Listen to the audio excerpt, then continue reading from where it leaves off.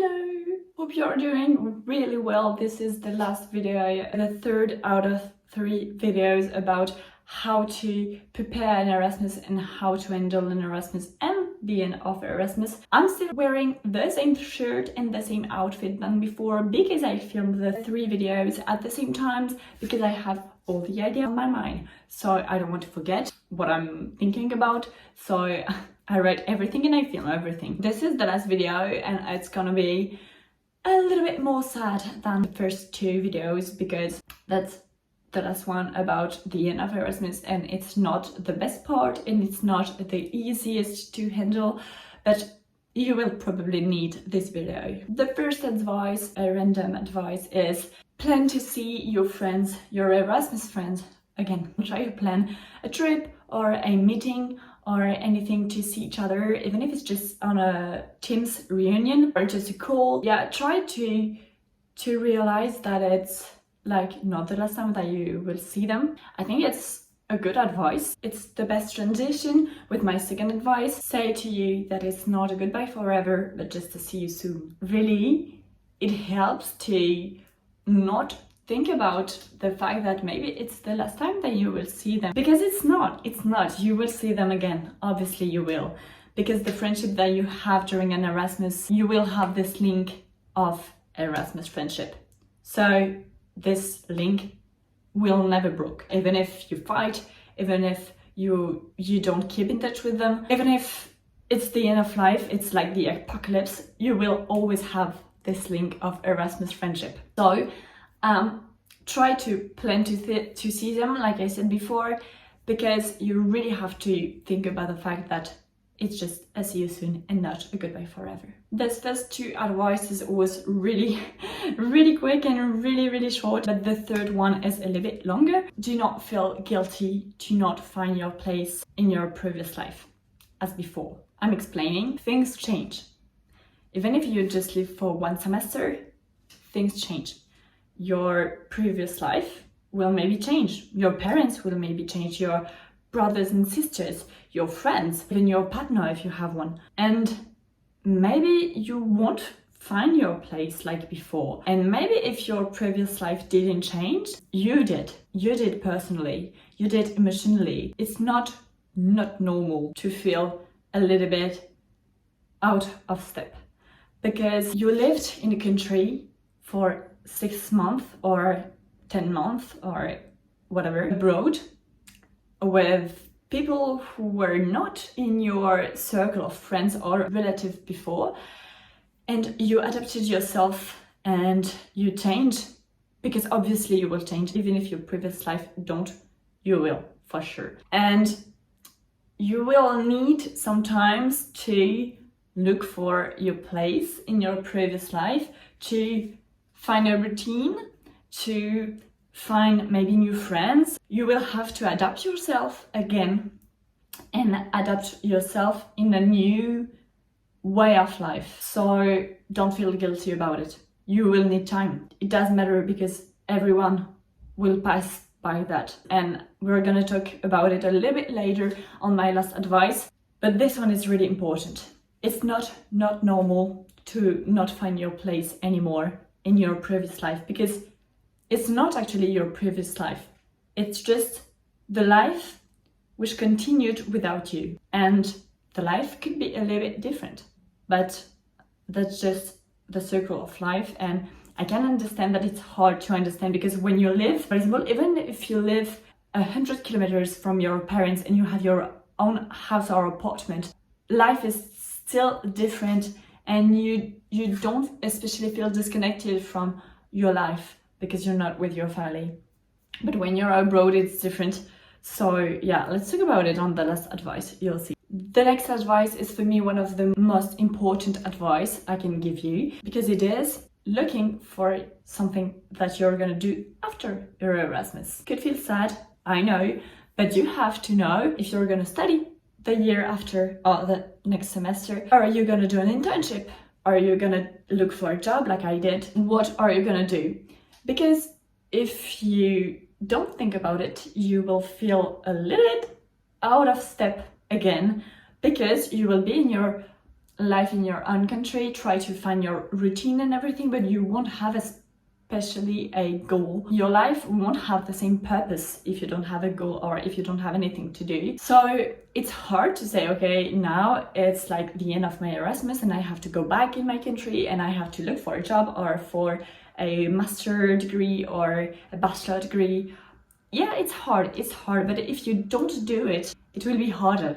It will be harder because you will think about your Erasmus, you will feel bad and you will feel sad and you won't do a step forward. You will do a step back. And it's not the purpose. No. Because an Erasmus makes you grow and makes you realize that you can do anything you want and anything in general, actually. So try to prepare yourself to go back in your country and to go back in your routine maybe, or to find a new one. And having a purpose is the best thing to do. Look for something you need, like a job, a study, an apartment or anything. It's something that you need. And you will find another purpose to your life, and it's gonna be easier to live the end of Erasmus than if you wouldn't have anything. And the last advice, which is related to not the previous one, but the previous one, is accept the fact to be sad and nostalgic about your life abroad. Again, like I said for any advices, but it could sound stupid maybe for you because you're not in this situation yet. If you don't accept to be sad, if you don't accept to cry, again, like I said in my first video from this series, you have to accept it. And it's normal to feel sad, it's normal to feel guilty, it's normal to miss people from your Erasmus, it's normal to miss the life that you had there, it's normal to miss the country, it's normal to miss your routine. Everything's normal. Even if you don't miss it at all, it's normal as well. Like really, in the life in general, you have to accept to be sad, but for an Erasmus, it's even more true because you will need time, and even if it's just 1 week, 2 weeks, 1 month, 2 months, a year, who knows? Or maybe you will be nostalgic from your Erasmus forever, and I think we will be nostalgic from our Erasmus forever. But being sad is a part of your Erasmus as well. Being sad before, being sad during, and being sad after your Erasmus is a part of it. It's really a part of it, and it's important to understand that, because if you said, no, I'm not sad, I'm not crying, I'm not nostalgic, I don't miss that and that, you will lie to yourself. So it's not the best thing to do, and it's not the best way to do a step forward. It's not the best way to accept the fact that, yeah, it's over. But it's not because it's over that you cannot think about it and you cannot miss people from there. So yeah, you will feel sad for a couple of weeks, couple of months, couple of years. Nothing is not normal. Nothing is not normal. And sometimes you will look to your pictures that you took during your Erasmus and you will be like, oh, this was for this birthday, or it was during this event, and blah, blah, blah. And you will feel nostalgic, but nostalgia is also a part of living an Erasmus.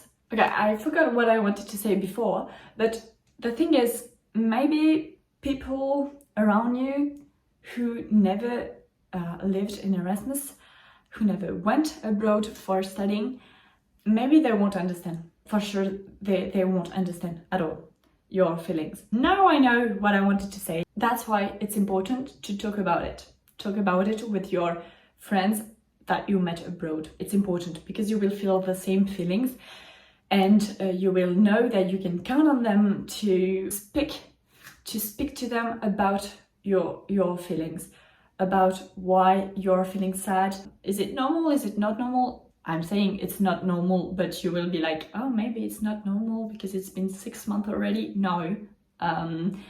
So that's why talking to your friends that you met abroad, it's also a good thing to do. You don't especially have to talk about Erasmus all the time. I don't with my friends, but sometimes it's good to know that there's people